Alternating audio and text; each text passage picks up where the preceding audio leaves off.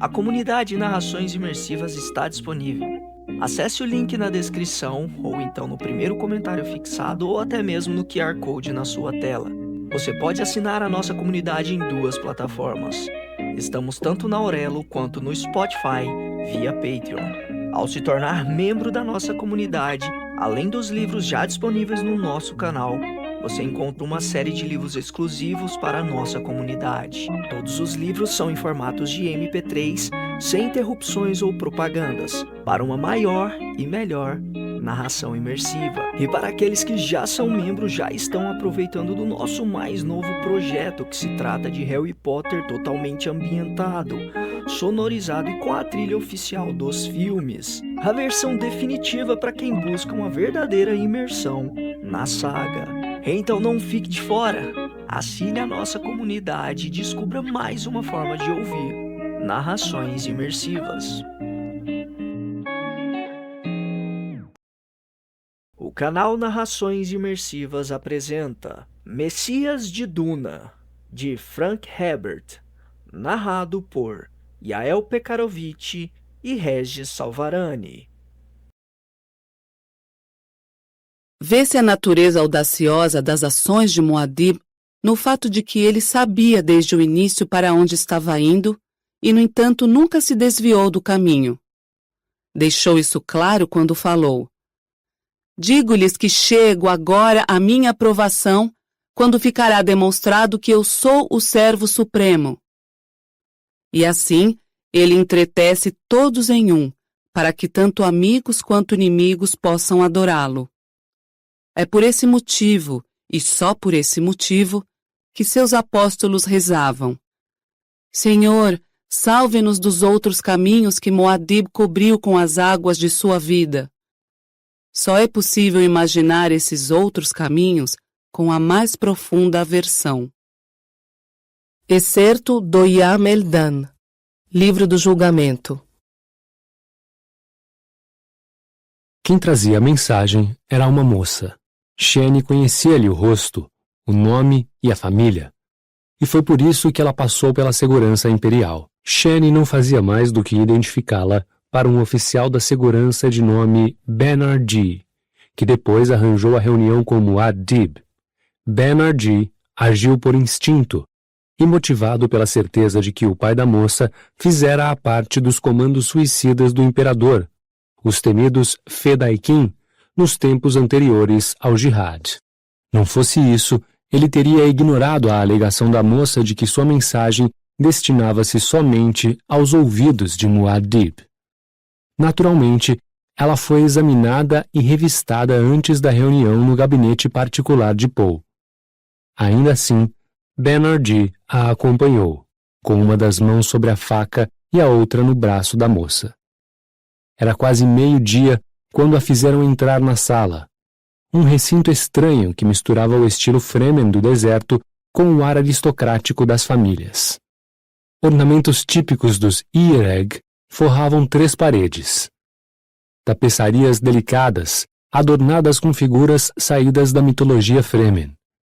Um monitor de vídeo cobria a 4ª parede. Uma superfície cinza prateada, atrás de uma escrivaninha oval cujo tampo sustentava um único objeto, um relógio de areia Fremen embutido num planetário.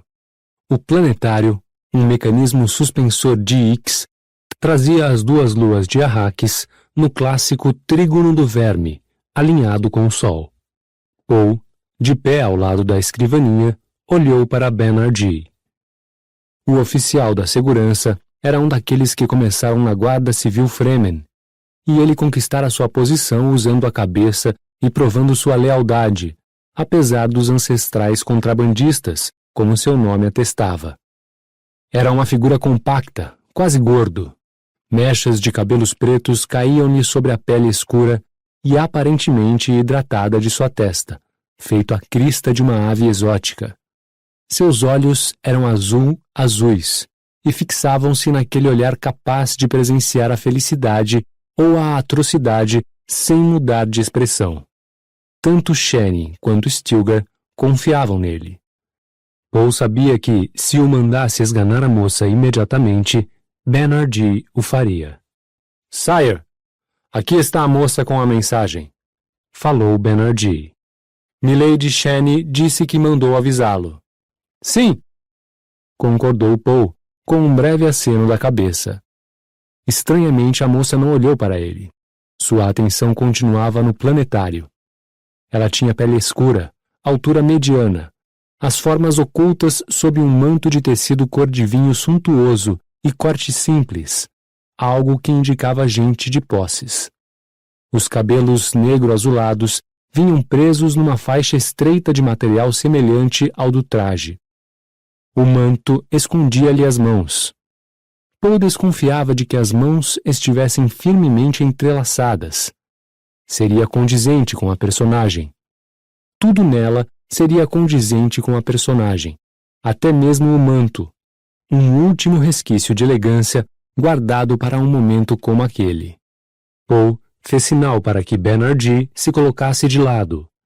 Ele hesitou antes de obedecer, e então a moça se moveu um passo adiante. Quando ela se movia, havia graça. Ainda assim, os olhos dela o evitavam. Poe limpou a garganta. Então a moça ergueu o olhar, e os olhos, sem nada de branco, se arregalaram de admiração na medida certa. Ela tinha um rostinho peculiar, o queixo delicado, uma impressão de resguardo na maneira como exibia a boca pequena. Os olhos pareciam anormalmente grandes acima dos zigomas oblíquos. Havia nela um certo desânimo a indicar que ela raramente sorria. Os cantos dos olhos ostentavam um tênue deslustro amarelo, que poderia sinalizar a irritação provocada pelo pó ou o rastro da semuta. Tudo condizia com a personagem. Você pediu para me ver, disse Poe. O momento da provação suprema para aquela forma de moça chegara. Citeio assumirá a forma, os maneirismos, o sexo, a voz. Tudo que suas habilidades foram capazes de captar e presumir. Mas era uma mulher que Muad'Dib conhecia desde os tempos do Sith. Fora uma criança na época, mas ela e Muad'Dib tinham as mesmas experiências. Certas áreas da memória tinham de ser evitadas com delicadeza. Era o papel mais difícil que Citeio já havia tentado interpretar. Sou Lishna de Berk Aldib, filha de Othain. A voz da moça saiu fraca, mas firme, fornecendo nome, filiação e estirpe. Poe assentiu. Entendeu como Shani se deixara enganar. O timbre da voz, tudo reproduzido com exatidão. Não fossem o treinamento Bene Gesserit que ele mesmo recebera para usar a voz, e a teia de Dao, na qual a visão oracular o envolvia, aquele disfarce de dançarino facial talvez tivesse enganado até mesmo ele. O treinamento expôs certas discrepâncias. A moça era mais velha do que deveria ser. Havia um excesso de controle nas cordas vocais. A disposição do pescoço e dos ombros errava por muito pouco a altivez do aprumo Fremen. Mas também havia esmero. O manto suntuoso fora remendado para denunciar a verdadeira condição social, e os traços eram de uma exatidão belíssima. Indicavam uma certa simpatia daquele dançarino facial pelo papel que representava. Descanse em minha casa, filha de Othain, Poe disse, usando a saudação formal Fremen. É bem-vinda, como a água depois de uma travessia árida. Um relaxamento dos mais sutis expôs a confiança transmitida por aquela aparente aceitação. Trago uma mensagem, ela disse. O mensageiro de um homem é como se fosse ele mesmo. Poe falou. Citeio exalou de mansinho. Saíra-se bem, mas agora vinha a tarefa decisiva. Era preciso conduzir o Atreides para aquele caminho especial. Ele tinha de perder sua concubina Fremen em circunstâncias nas quais ninguém mais poderia levar a culpa. O fracasso devia caber apenas ao onipotente Muad'Dib. Era necessário fazê-lo perceber seu fracasso supremo e então aceitar a alternativa dos Tleilaxo.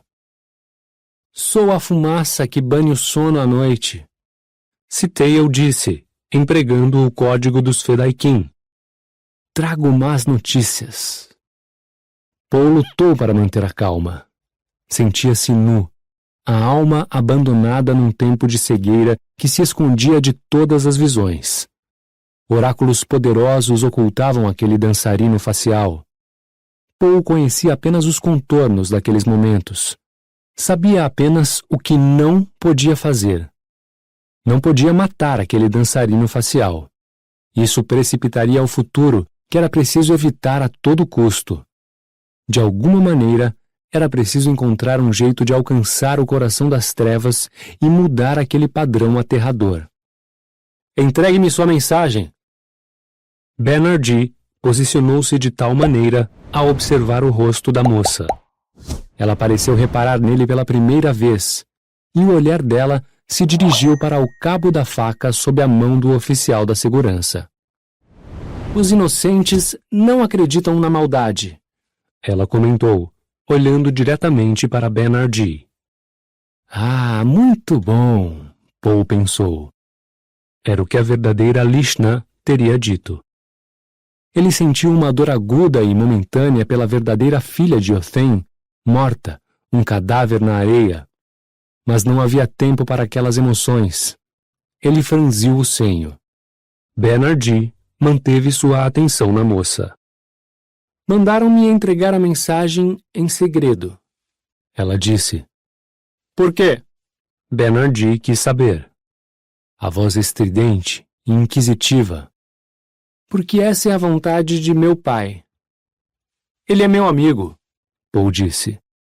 Não sou um Fremen? Então meu amigo poderá ouvir tudo o que eu ouvir. Sitael sossegou a forma de moça. Seria um verdadeiro costume dos Fremen ou seria um teste? O imperador pode fazer suas próprias leis, disse Sitael. Eis a mensagem. Meu pai deseja que vá até ele e que leve Shani. Por que tenho de levar Shani? Ela é sua mulher e uma sayadina. É uma questão de água, pelas regras de nossas tribos. Ela tem de atestar que meu pai fala de acordo com a tradição dos Fremen. Há realmente alguns Fremen na conspiração, Paul pensou.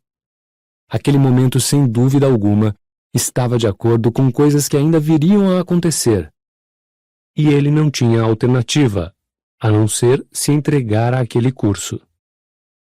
De que seu pai quer falar? Paul perguntou. Quer falar de uma trama contra Muad'Dib, uma trama dos Fremen. Por que ele não trouxe a mensagem pessoalmente? Indagou Banerjee. Ela não tirava os olhos de Paul. Meu pai não pode vir aqui. Os conspiradores desconfiam dele. Ele não sobreviveria à viagem.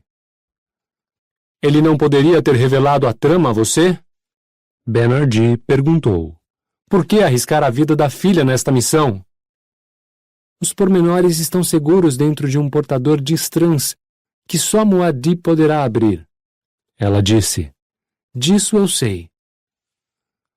Por que não mandar o Distrans, então? Perguntou Paul.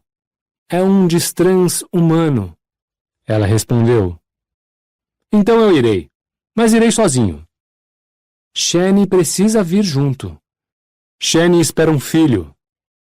Quando é que uma mulher Fremen se recusou a... Meus inimigos deram-lhe um veneno sutil. Paul explicou. Será uma gravidez difícil. Sua saúde não permitirá que ela me acompanhe agora. Antes que Sitael conseguisse detê-las, emoções estranhas transpareceram na fisionomia da moça. Frustração, raiva. Sitael lembrou que toda vítima devia ter uma escapatória, até mesmo alguém como Muad'Dib. Mas a conspiração não havia fracassado. O Atreides ainda estava na rede. Era uma criatura que havia se enfiado resolutamente dentro de um padrão. Destruiria a si mesmo antes de se transformar no oposto daquele padrão. Tinha sido assim com o Kwisatz Haderach dos Tleilaxo. Seria assim com aquele ali. Além disso, o Gola. Deixe-me pedir a Shani que decida. Ela disse. Eu já decidi. Você me acompanhará no lugar de Shani. Precisamos de uma saiadina do rito. Você não é amiga de Shani? Encurralado. Citale pensou. Será que ele desconfia? Não. É a cautela dos Fremen. E o contraceptivo é um fato. Bem, existem outras maneiras. Meu pai me falou para não voltar, que era para pedir asilo aqui. Disse que Muad'Dib não me colocaria em perigo. Poe concordou, lindamente condizente com a personagem. Ele não teria como negar o asilo. Ela usaria como argumento a obediência Fremen a uma ordem paterna. Levarei a esposa de Stilgar, Hará, Poe disse. Diga-nos como chegar a seu pai. Como sabe que pode confiar na esposa de Stilgar? Sabendo. Mas eu não sei.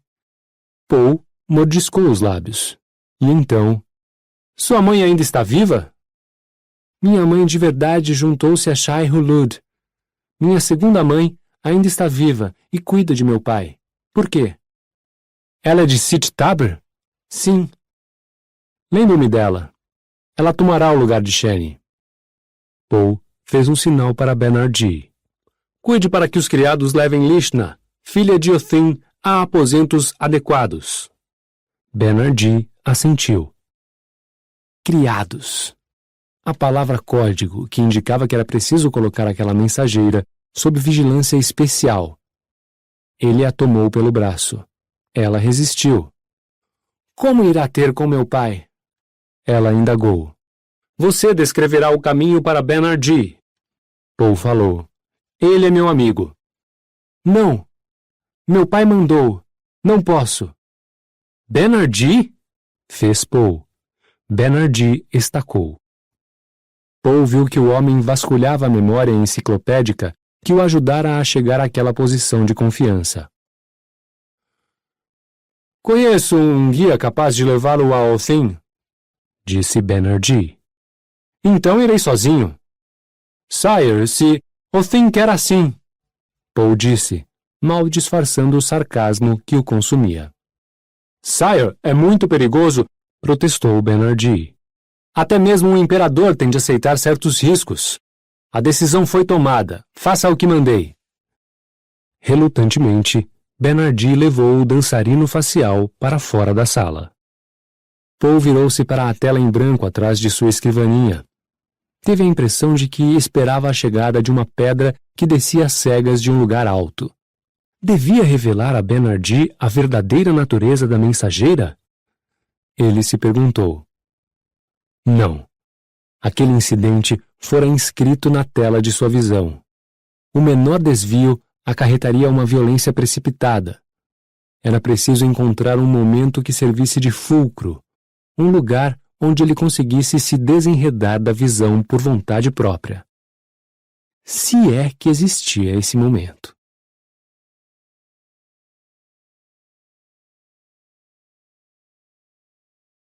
Por mais exótica que a civilização humana se torne, não importam os progressos da vida e da sociedade, nem a complexidade da interface máquina-ser humano. Sempre aparecem interlúdios de poder solitário em que o rumo da humanidade, o próprio futuro da humanidade, depende das ações relativamente simples de indivíduos isolados. Excerto do Livro de Deus dos Tleilaxu. Ao fazer a travessia pela alta passarela que ia de seu forte ao ministério do Kizarat, Poe começou a mancar de propósito. O sol estava quase para se pôr, e ele atravessava sombras compridas que ajudavam a ocultá-lo. Mas olhos aguçados ainda poderiam detectar em seus modos alguma coisa que o identificasse. Levava um escudo, mas não o ativara, pois seus assistentes decidiram que o tremeluzir da coisa poderia levantar suspeitas. Poe olhou para a esquerda.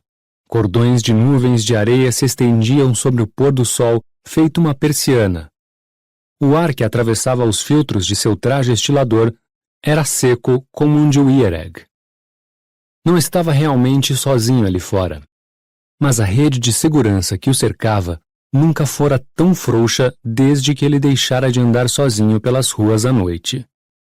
Ornitópteros dotados de radares noturnos seguiam ao sabor do vento lá no alto, num padrão aparentemente aleatório, todos ligados aos movimentos dele por meio de um transmissor escondido em suas roupas. Homens selecionados percorriam as ruas lá embaixo. Outros haviam se espalhado por toda a cidade depois de ver o imperador disfarçado. Figurino Fremen completo, até o traje estilador e as botinas Temag. As feições pintadas de negro. Suas bochechas foram distorcidas com implantes de plasteno. Um tubo coletor percorria-lhe a mandíbula esquerda. Ao chegar à outra extremidade da ponte, Poe olhou para trás e viu algo se mover ao lado da gelosia de pedra que disfarçava a sacada de seus aposentos particulares. Sheni, sem dúvida alguma. Ela havia comparado aquela aventura a procurar areia no deserto. Como ela entendia mal a decisão amarga. Escolher uma agonia ou outra, ele pensou, tornava até mesmo as agonias mais insignificantes quase insuportáveis. Por um instante confuso e emocionalmente doloroso, ele reviveu a despedida. No último segundo, Sheni tivera um vislumbre tal do que ele sentia, mas entendera tudo errado. Pensara que as emoções dele eram as da despedida de pessoas queridas quando uma delas entrava no perigoso desconhecido. Como eu queria desconhecer, ele pensou. Ele já havia cruzado a ponte e entrado no corredor superior que atravessava o ministério. Ali havia luciglobos fixos e pessoas atarefadas, movidas pela pressa.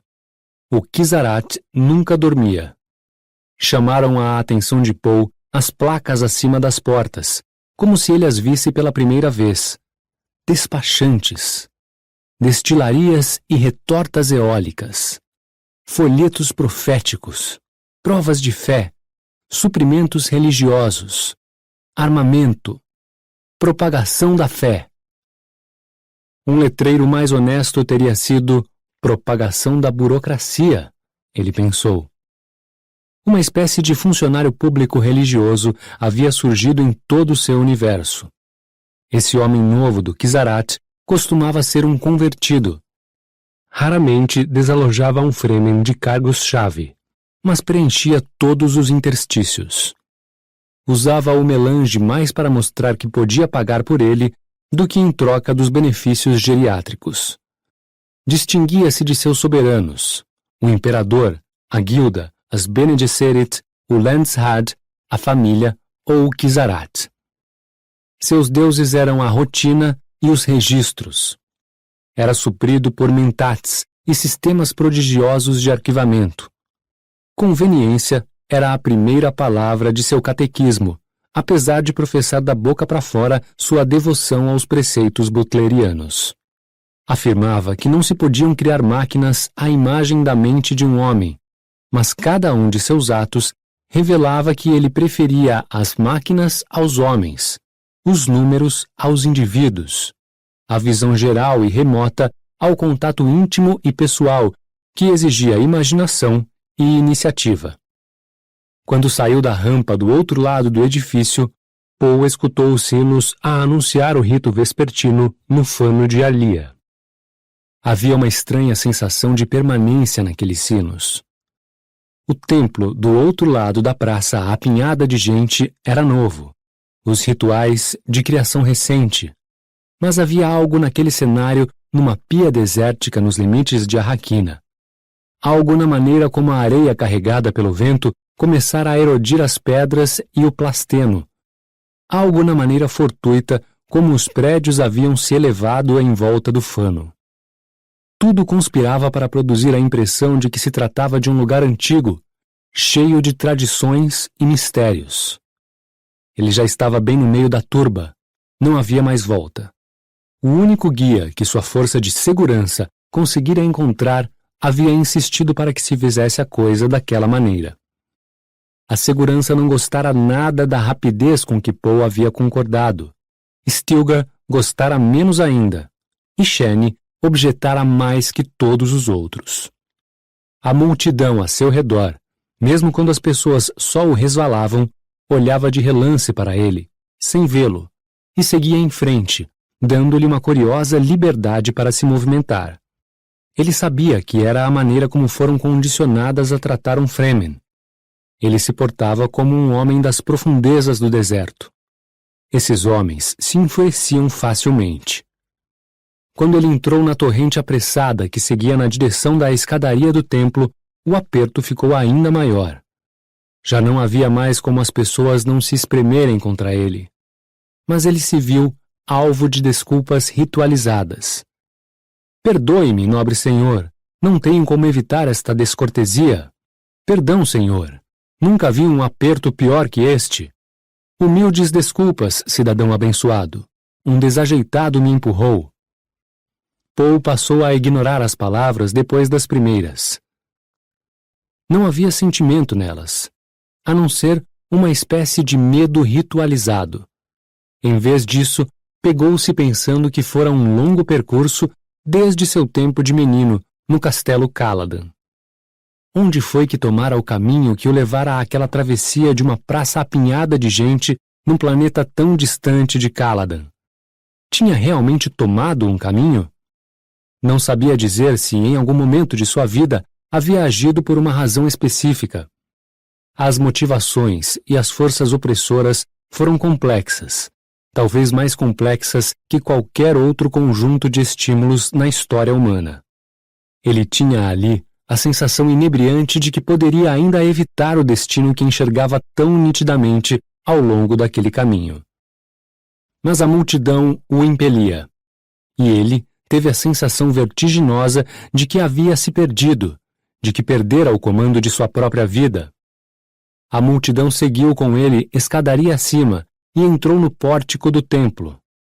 As vozes tornaram-se sussurros. O cheiro do medo ficou mais forte, acre, suarento. Os acólitos já haviam começado o culto dentro do templo. Seu cântico despretensioso dominava os outros sons. Sussurros, o ruge-ruge de roupas, o arrastar de pés, tosse, contando a história dos lugares distantes que a sacerdotisa visitava em seu transe sagrado. Ela monta o verme da areia espacial. Ela atravessa todas as tempestades e nos conduz ao país de ventos mansos. Dormimos à entrada do ninho da serpente, mas ela guarda nossas almas a sonhar. Afastando-se do calor do deserto, ela nos esconde num vale fresco. O brilho de seus dentes brancos guia-nos à noite. Pelas tranças de seus cabelos, somos alçados ao céu. Uma doce fragrância de flores nos envolve em sua presença. Bala! Paul pensou na língua Fremen. Cuidado! Ela também pode se encher de paixão e fúria. No pórtico do templo havia fileiras de lucitubos altos e finos que simulavam chamas de velas. Eles bruxulearam. O bruxuleio revolveu lembranças ancestrais em Paul, muito embora ele soubesse que essa era a intenção. Aquele cenário era um atavismo, arquitetado com astúcia, eficaz. Ele detestava sua própria participação naquilo tudo. A multidão seguiu com ele através das portas de metal e entrou na nave gigantesca, um lugar lúgubre, com luzes bruxuleantes lá no alto, distantes, e um altar iluminadíssimo na outra ponta. Atrás do altar, um móvel de madeira negra enganadoramente simples, decorado com desenhos arenosos retirados da mitologia Fremen. Luzes ocultas dançavam no campo de uma portápro e criavam uma aurora boreal iridescente. As 7 fileiras de alcólitos cantores, logo abaixo daquela cortina espectral, ganhavam um quê de sobrenatural. Mantos negros, rostos brancos, bocas que se moviam em uníssono. Paul examinou os peregrinos a seu redor e, de repente, teve inveja do desvelo que demonstravam, da maneira como pareciam escutar verdades que ele não conseguia ouvir. Pareceu-lhe que obtinham ali algo que a ele era negado, algo misteriosamente capaz de curar. Tentou se aproximar pouco a pouco do altar, mas foi detido por uma mão que lhe segurou o braço. Paul virou a cabeça e encontrou o olhar inquisitivo de um Fremen ancião. Olhos azul-azuis sob o senho ameaçador, a refletir que o haviam reconhecido. Um nome surgiu na mente de Paul: Rassir, um companheiro dos tempos de Sith. No aperto da multidão, Paul sabia que estaria completamente vulnerável se Rassir tivesse intenções violentas. O velho chegou mais perto, com uma das mãos sob o manto encardido de areia, segurando o cabo de uma adaga Cris, sem dúvida. Paul preparou-se da melhor maneira possível para resistir a um ataque. O velho aproximou a cabeça do ouvido de Paul e sussurrou: "Seguiremos com os outros." Era o sinal que identificaria seu guia. Paul concordou com a cabeça. Rassir se afastou e virou-se para o altar. "Ela vem do leste!" cantavam os acólitos. "Com o sol às suas costas, todas as coisas ficam expostas. No fulgor pleno da luz, seus olhos não deixam passar nada, seja claro ou escuro." Um rebabe lamuriento desafinou no entrechoque com as vozes. Calou-as. Retirou-se para o silêncio. Com uma precipitação elétrica, a multidão avançou vários metros impetuosamente. Viram-se espremidos numa massa compacta de carne, e o ar se adensou com a respiração das pessoas e o cheiro da especiaria. "Shai Hulud escreve sobre areia limpa!" clamaram os acólitos. Paul sentiu sua própria respiração se unir à das pessoas a seu redor. Um coro feminino começou a cantar baixinho nas sombras atrás da portápro tremeluzente. "Alia! Alia! Alia!" Foi ganhando cada vez mais volume, sucumbiu a um silêncio repentino e, de novo, vozes começando a vesperar baixinho. "Ela acalma todas as tempestades. Seus olhos matam nossos inimigos e atormentam os descrentes. Desde os minaretes de Tuono, onde bate a luz da aurora e corre a água límpida, vê-se sua sombra. No calor resplendente do verão, ela nos serve pão e leite, frescos, fragrantes de especiarias. Seus olhos derretem nossos inimigos, atormentam nossos opressores e penetram todos os mistérios. Ela é Alia! Alia! Alia!" Lentamente, as vozes foram se calando. Paul teve um mal-estar. "O que estamos fazendo?" ele se perguntou. Alia era uma bruxa criança, mas estava amadurecendo, e ele pensou: amadurecer é ficar mais perverso. A atmosfera mental coletiva do templo roía-lhe a psique. Sentia a parte de si mesmo que se unira às pessoas a seu redor, mas as diferenças formavam uma contradição fatal. Estava imerso, isolado num pecado pessoal que nunca conseguiria expiar. A imensidão do universo fora do templo inundava sua percepção. Como poderia um homem, um ritual, esperar cozer tamanha imensidão num traje que servisse em todos os homens? Paul estremeceu. O universo fazia-lhe oposição a cada passo. Escapava-lhe das mãos. Concebia incontáveis disfarces para enganá-lo. Aquele universo nunca concordaria com nenhuma forma que ele lhe desse. Um silêncio profundo espalhou-se por todo o templo. Alia surgiu das trevas atrás da iridescência tremeluzente. Vestia um manto amarelo, debruado com o verde dos Atreides. O amarelo para representar a luz do sol, o verde, a morte que gerava a vida. Paul experimentou a ideia repentina e surpreendente de que Alia aparecera ali só para ele, tão somente para ele. Seu olhar percorreu a turba dentro do templo para se fixar em sua irmã. Ela era sua irmã. Conhecia o ritual dela e suas raízes, mas nunca antes estivera ali com os peregrinos, vendo-a através dos olhos deles. Ali, representando o mistério daquele lugar, ele percebeu que ela era parte do universo que lhe fazia oposição. Os acólitos trouxeram-lhe um cálice dourado. Alia ergueu o cálice. Usando parte de sua percepção, Poe entendeu que o cálice continha o melange inalterado, o veneno sutil, o sacramento do oráculo de Alia. De olhos fixos no cálice, Alia falou. Sua voz afagava os ouvidos, o som floral, fluente e musical. No princípio, éramos vazios, ela disse.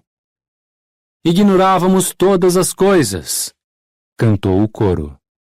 Não conhecíamos o poder que reside em todos os lugares, disse Alia.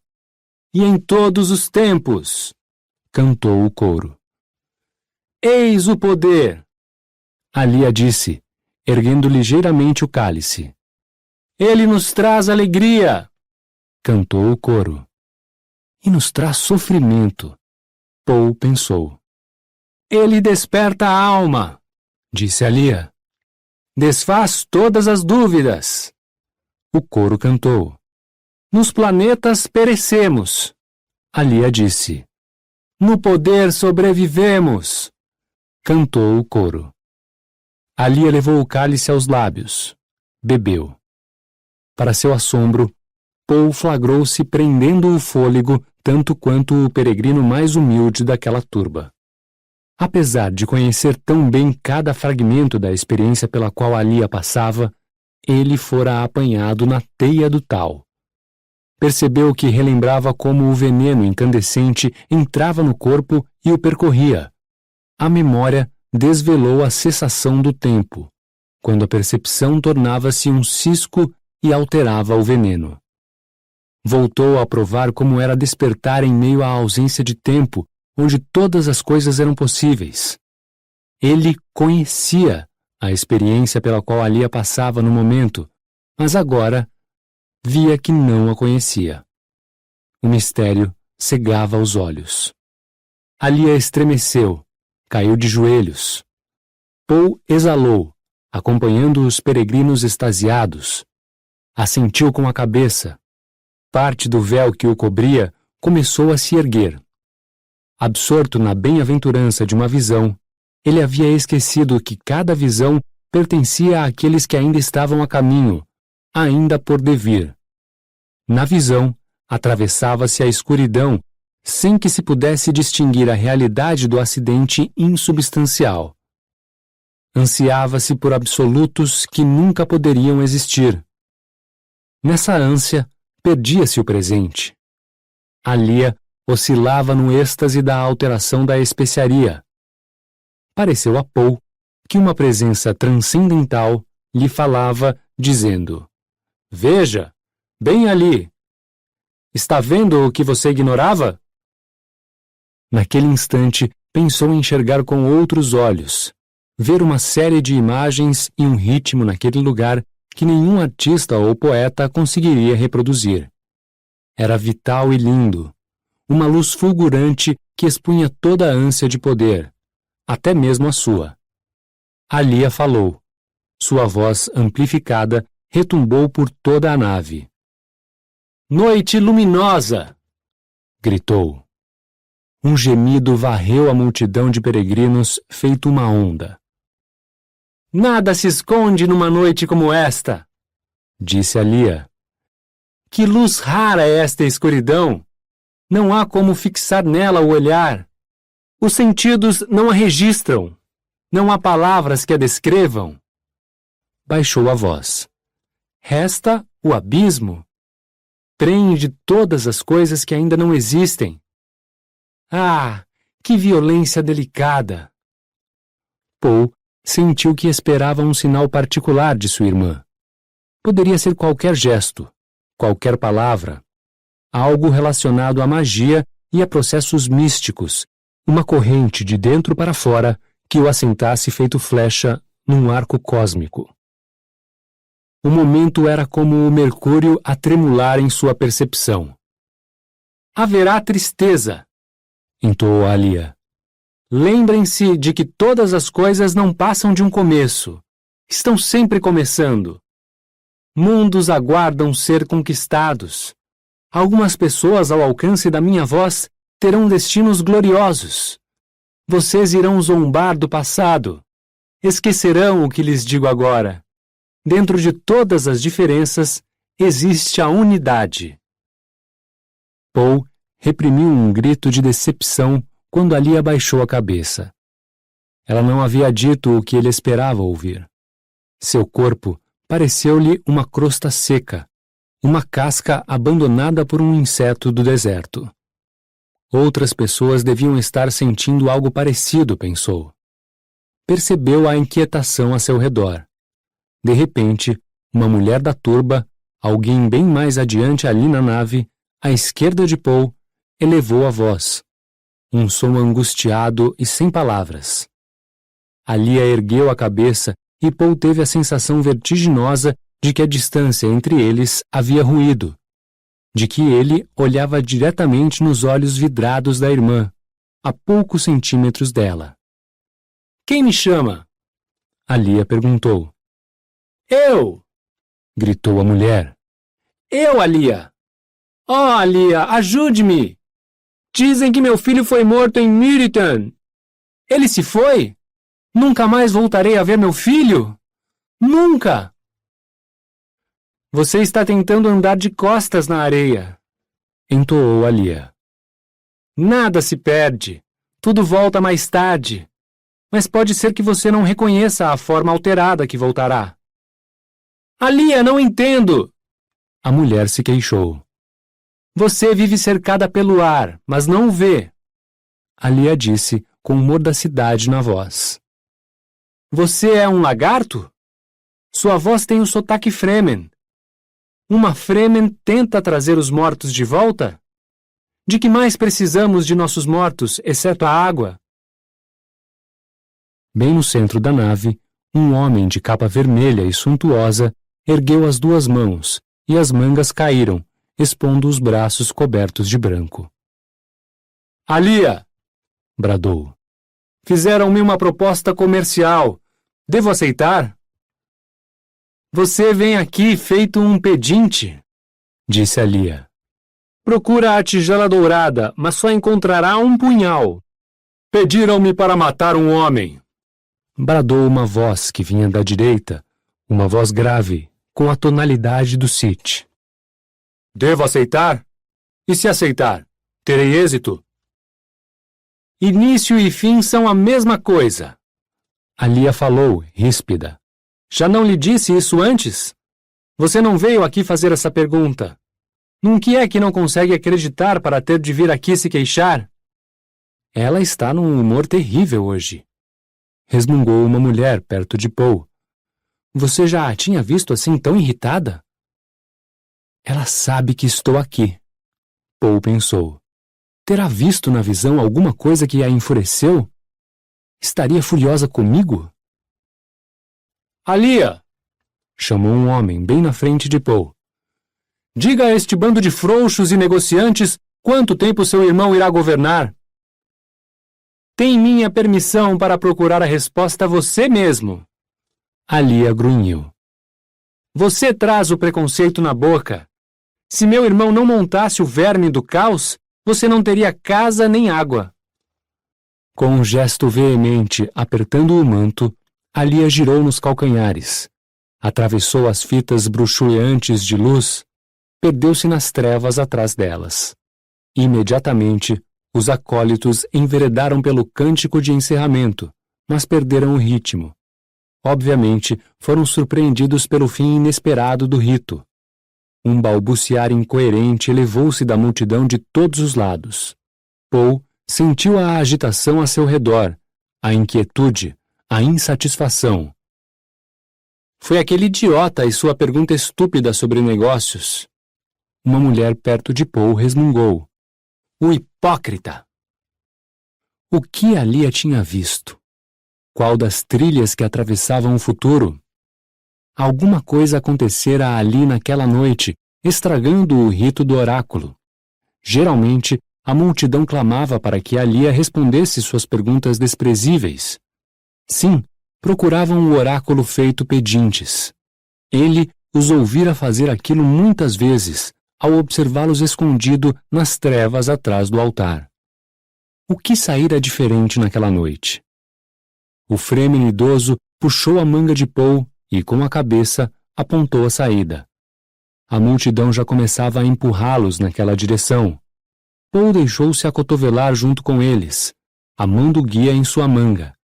Tinha a sensação de que seu corpo havia se tornado a manifestação de um poder que ele não mais controlava. Havia se tornado uma não-entidade, uma imobilidade móvel. No centro da não-entidade, lá estava ele, deixando-se levar pelas ruas de sua cidade, seguindo uma trilha tão familiar às suas visões que fez seu coração se enregelar de pesar. Eu deveria saber o que ali a viu, pensou. Eu mesmo já ouvi tantas vezes. E ela não se queixou. Ela também viu as alternativas.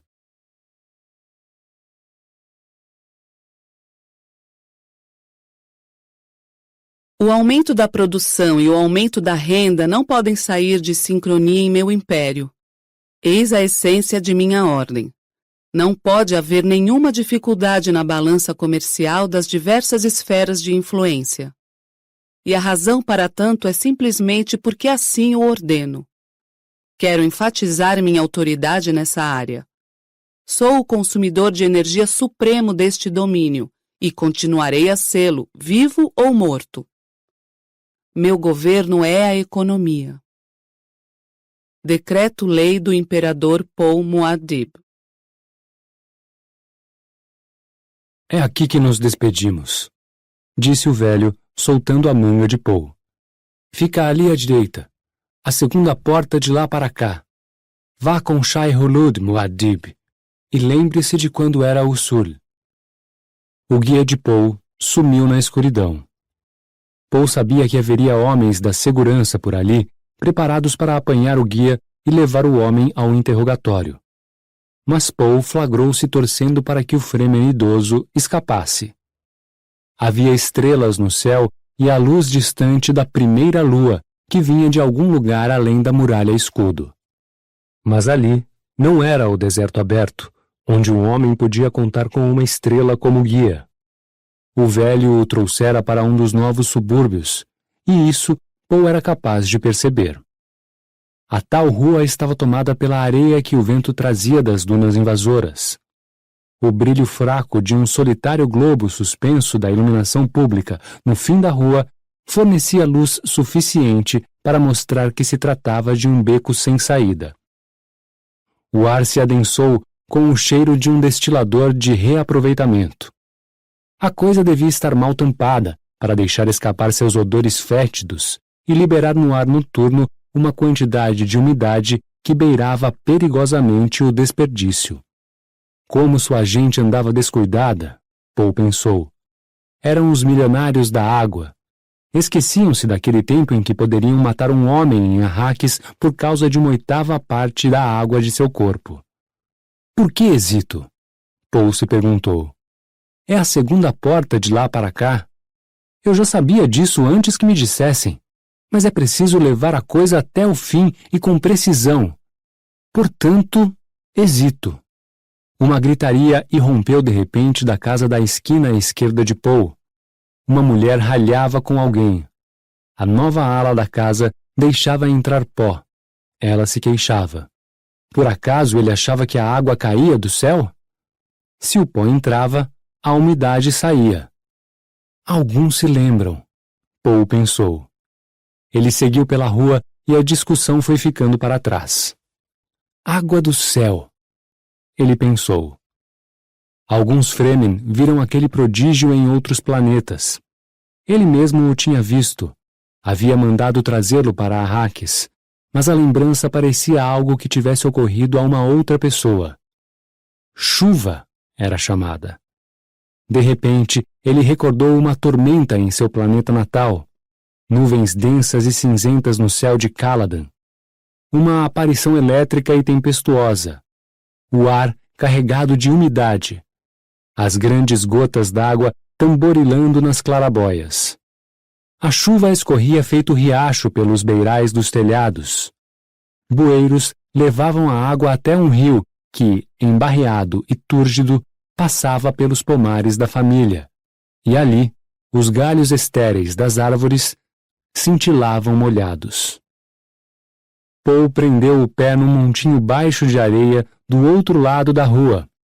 Por um segundo, sentiu o barro aderir a seus sapatos de menino, e aí estava de volta à areia, na escuridão entupida de pó e ensurdecida pelo vento, com o futuro a pairar acima dele, provocador. A aridez da vida à sua volta pareceu-lhe uma acusação. Você fez isto. Tornaram-se uma civilização de espiões de olhos secos e mexeriqueiros. Pessoas que resolviam todos os problemas com energia, e mais energia, e ainda mais energia. Odiando cada erg. Pisou em pedras irregulares. Sua visão lembrava-se delas. O retângulo escuro de uma porta apareceu à sua direita, preto sobre preto. A casa de Othen. A casa do destino. Um lugar diferente dos outros que o cercavam somente na função que o tempo havia escolhido lhe dar. Era um lugar estranho para ficar marcado na história. A porta se abriu em resposta à sua batida. O vão revelou a luz verde e baça de um átrio. Um anão o examinou lá de dentro. Uma cara idosa num corpo de criança. Uma aparição que a presciência nunca vira. Não é que você veio? Disse a aparição. O anão deu um passo para o lado, nenhum espanto em seus modos, meramente a satisfação maldosa de um sorriso vagaroso. Entre! Entre! Paul hesitou. Não havia nenhum anão na visão, mas tudo mais continuava idêntico. As visões podiam ter essas disparidades e, ainda assim, manter-se fiéis a seu mergulho original no infinito. Mas a diferença o desafiava a ter esperança. Voltou a olhar para o começo da rua, para a cintilação perolada e cremosa de sua lua que emergia de sombras recortadas. A lua o assombrava. Como foi que ela caiu? Entre! O anão insistiu. Paul entrou. Ouviu o baque surdo da porta que se encaixava nos lacres de umidade. O anão passou por ele e foi mostrando o caminho, açoitando o chão com os pés enormes. Abriu o delicado portão de treliça que dava entrada ao pátio central e coberto e acenou. Eles estão esperando, Sire. Sire? Paul pensou. Então ele me conhece. Antes que Paul conseguisse investigar o que acabara de descobrir, o anão escapuliu por uma passagem lateral. A esperança era um vento dervixe a rodopiar, a dançar dentro de Paul. Ele se dirigiu ao outro lado do pátio. Era um lugar escuro e melancólico. Havia ali um cheiro de doença e derrota. Sentiu-se intimidado pela atmosfera. Seria derrota escolher um mal menor? Ele se perguntou. A que distância havia chegado naquela trilha? Um vão de porta estreito na parede oposta despejava luz.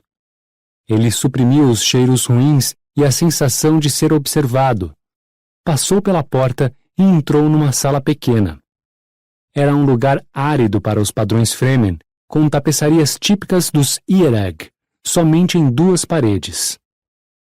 De frente para a porta, um homem estava sentado sobre almofadas carmesins logo abaixo da melhor tapeçaria. Um vulto feminino deslizava nas sombras atrás de uma outra porta, uma parede nua à esquerda. Paul sentiu-se aprisionado na visão. Tinha sido assim. Onde estava o anão? Onde estava a diferença? Seus sentidos absorveram a sala numa única varredura gestáltica.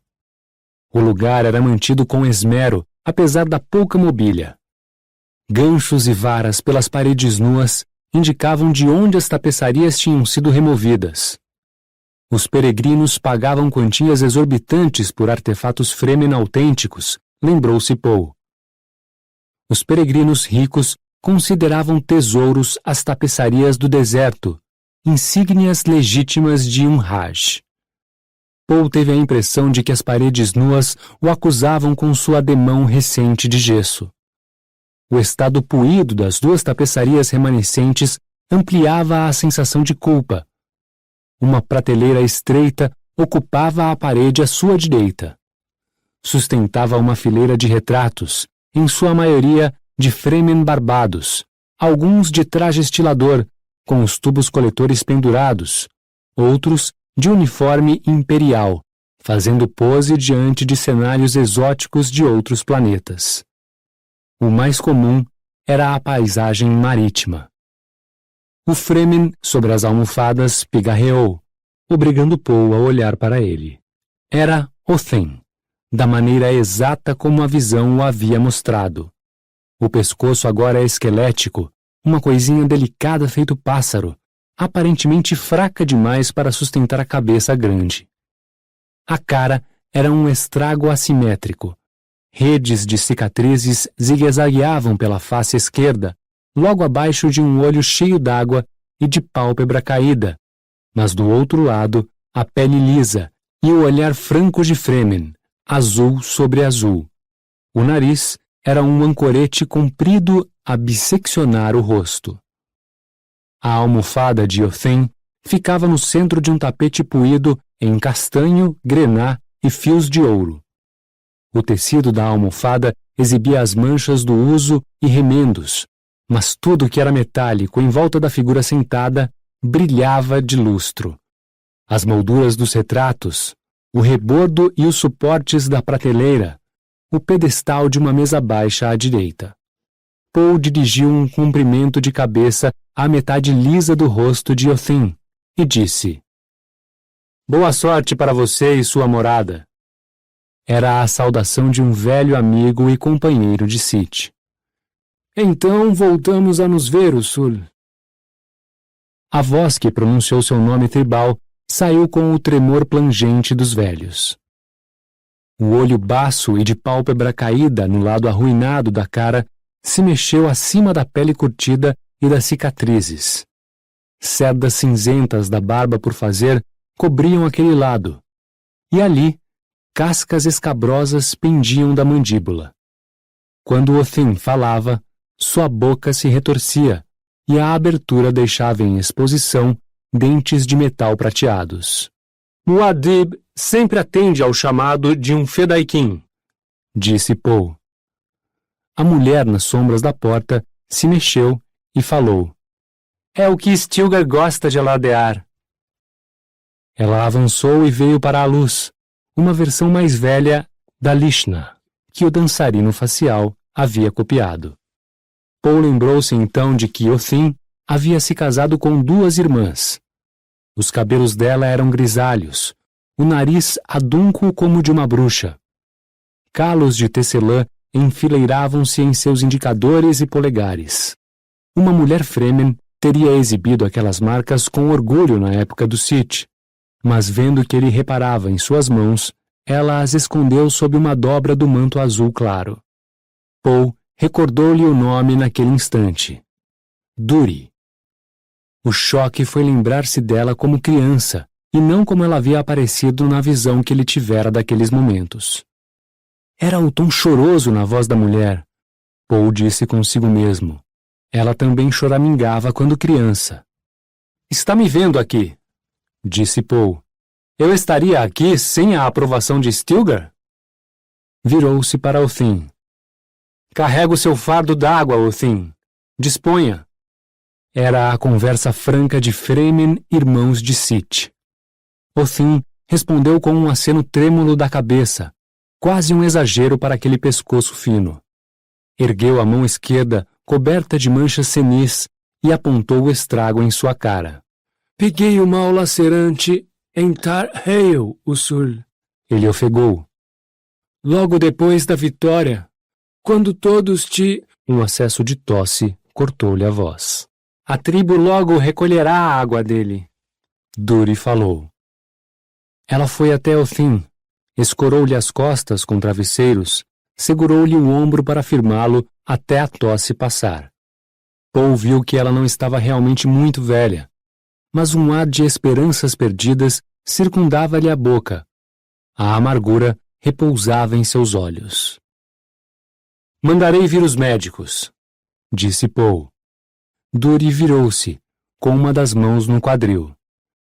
Já tivemos aqui os homens da medicina, e você não conseguiria mandar melhores. Ela lançou um olhar involuntário para a parede nua à sua esquerda.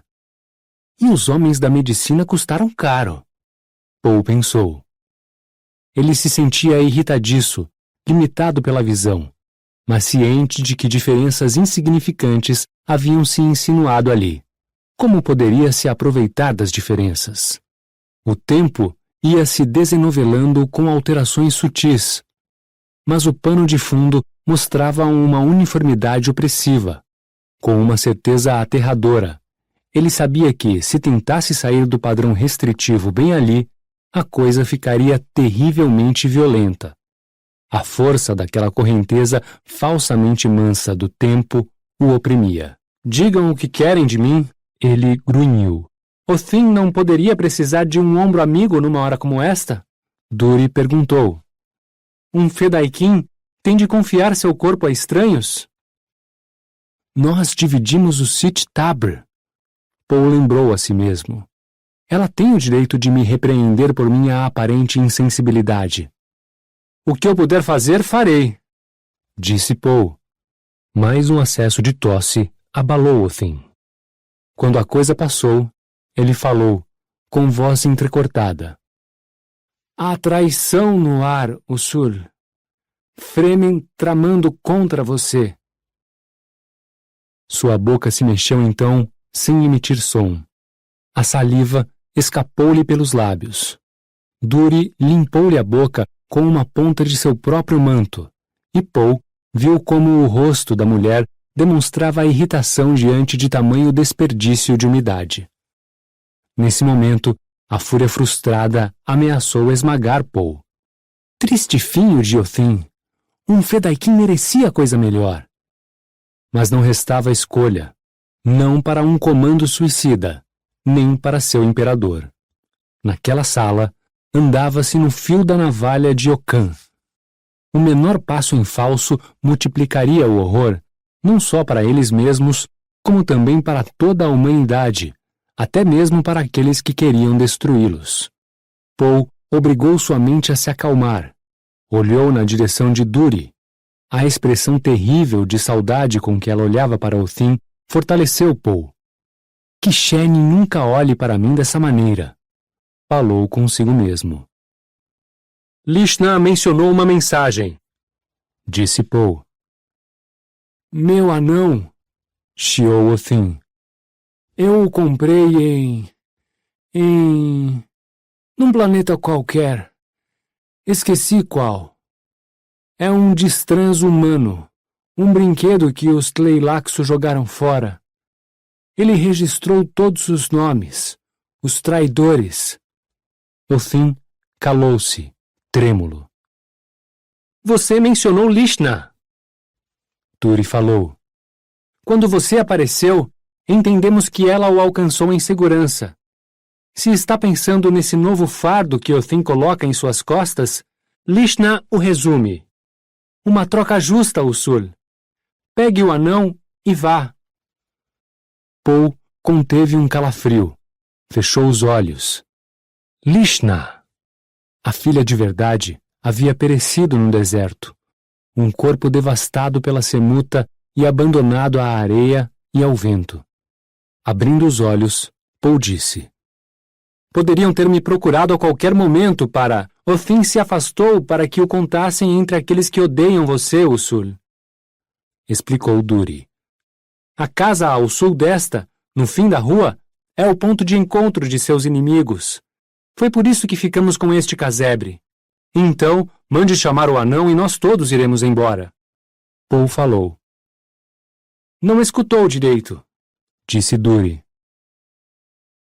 Você tem de levar o anão para um local seguro, falou Othin, com uma estranha força em sua voz.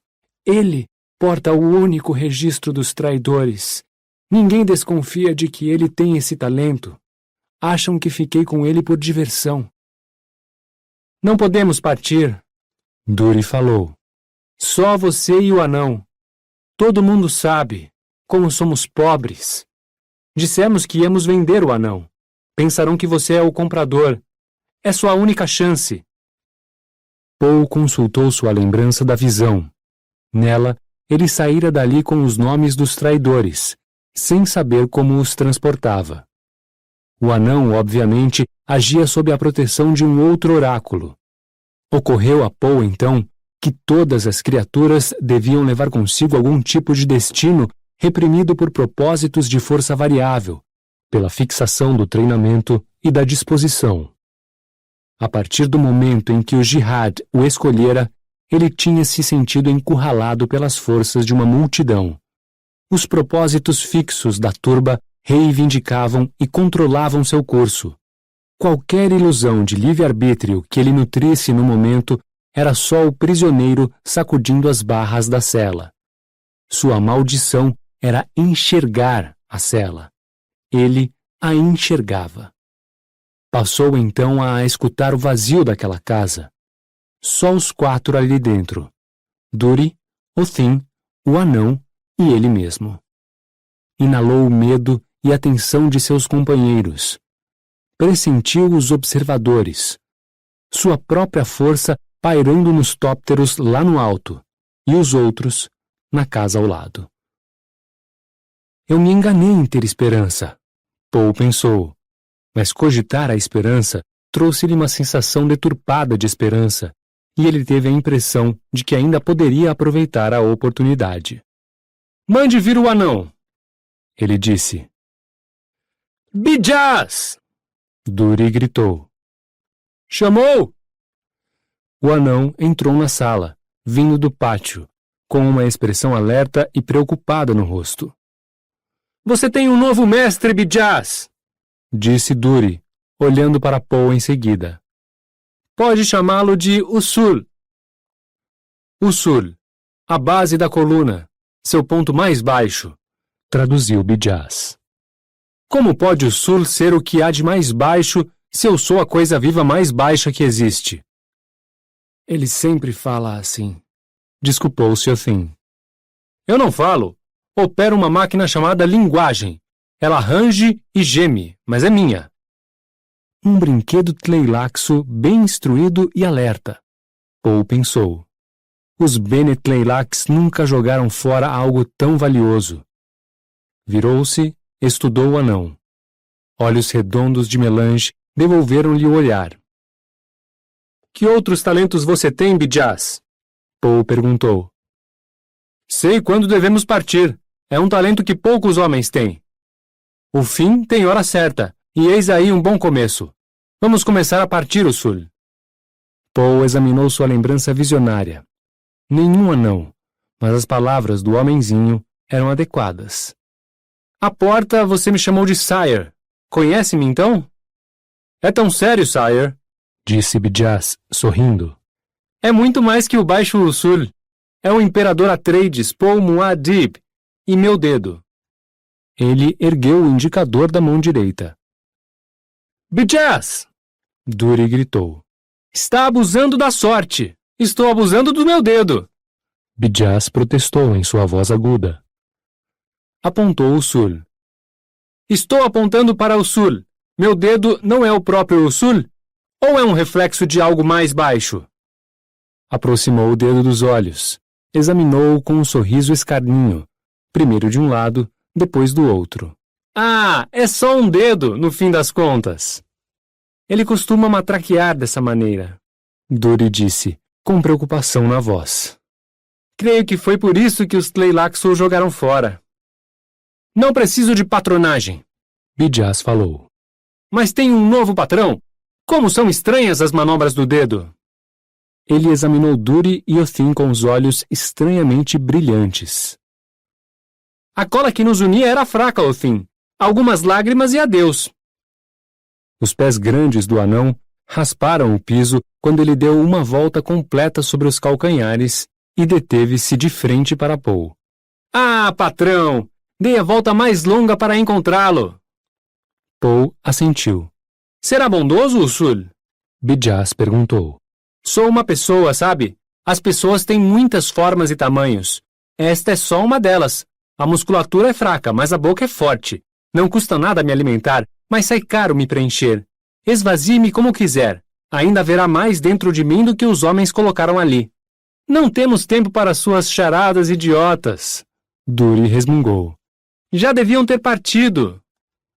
Sou só charadas e enigmas, mas nem todos são idiotas. Ter partido, Usul, é ter passado. Sim? Vamos deixar o que passou passar. Duri fala a verdade, e um de meus talentos é ouvi-la. Você tem o sentido para a verdade? Paul perguntou. Agora estava determinado a esperar o instante exato de sua visão. Qualquer coisa era melhor que fragmentar aqueles momentos e produzir as novas consequências. Othin ainda tinha coisas a dizer, para que não se desviasse o tempo em canais ainda mais horripilantes. Tenho o sentido para o agora! Bijaz disse. Paul reparou que o anão estava mais apreensivo. O homenzinho estaria a par de coisas prestes a acontecer? Seria Bijaz seu próprio oráculo? Perguntou sobre Lishna. Othin indagou de repente, perscrutando Duri com seu único olho bom. Lishna está a salvo, respondeu Duri. Paul baixou a cabeça para que sua expressão não revelasse a mentira. A salvo! Lishna era só cinzas numa cova secreta. Que bom! Falou Othin, tomando a cabeça baixa de Paul como um sinal de concordância. Uma coisa boa no meio de tanta maldade, Usul. Não gosto do mundo que estamos criando, sabe? Era melhor quando estávamos quietos em nosso canto no deserto e tínhamos só os Harkonnen como inimigos. Uma linha tênue separa muitos inimigos de muitos amigos. Bijaz falou. Onde a linha é interrompida, não há início nem fim. Vamos dar um fim nisto, meus amigos. Colocou-se ao lado de Paul, pulou de um pé para outro. O que é esse sentido para o agora? Paul perguntou, prolongando os segundos, assolando o anão. Agora! Bijaz falou, trêmulo. Agora! Agora! Ele puxou o manto de Paul. Vamos agora! A boca é uma matraca, mas ele é inofensivo, disse Othin, com afeição na voz e o olho bom fixo em Bijaz. Até mesmo uma matraca pode dar o sinal de partida, Bijaz falou. Assim como as lágrimas. Vamos logo enquanto ainda há tempo para começar. Bijaz, do que tem medo? Paul perguntou. Tenho medo do espírito que agora me procura. Bijaz murmurou. A transpiração brotava em sua testa. As bochechas se contraíram. Tenho medo daquele que não pensa e não quer outro corpo além do meu. E esse voltou para dentro de si. Tenho medo das coisas que vejo e das coisas que não vejo.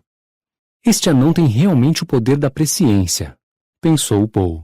Bijaz dividia com ele o oráculo aterrador. Dividiria também a sina do oráculo? A que grau chegaria ao poder do anão? Teria a presciência menor daqueles que se dedicavam ao tarô de Duna? Ou seria algo maior? Quanto ele tinha visto? É melhor vocês irem, disse Duri. Bijaz tem razão. Cada minuto que nos demoramos prolonga o presente, falou Bijaz. Cada minuto que me demoro adia minha culpa, pensou Paul. Fora engolfado pelo hálito venenoso de um verme, com os dentes a pingar pó. Acontecera havia tempos, mas só agora ele inalava a lembrança, especiaria e amargura. Pressentiu seu próprio verme a aguardá-lo. A urna do deserto. Vivemos tempos conturbados, ele disse, referindo-se à avaliação que Othin fizera de seu mundo. Os Fremen sabem o que fazer em tempos conturbados. Duri falou. Othin contribuiu com um aceno trêmulo da cabeça. Paul olhou para Duri. Não esperava gratidão. O fardo do agradecimento teria sido maior do que ele poderia suportar, mas a amargura de Othin e o ressentimento violento que via nos olhos de Duri abalaram sua determinação. Alguma coisa valia aquela pena? De nada adianta se demorar aqui, disse Duri. Faça o que tem de fazer, Usul. Othin chiou. Paul soltou um suspiro. As palavras da visão foram pronunciadas. Haverá um acerto de contas, ele disse para completá-la. Virando-se, saiu da sala a passos largos e ouviu o açoite dos pés de Bijaz logo atrás dele. O que passou, passou. Bijaz foi murmurando pelo caminho. Passou por onde queria. Foi sórdido hoje o dia.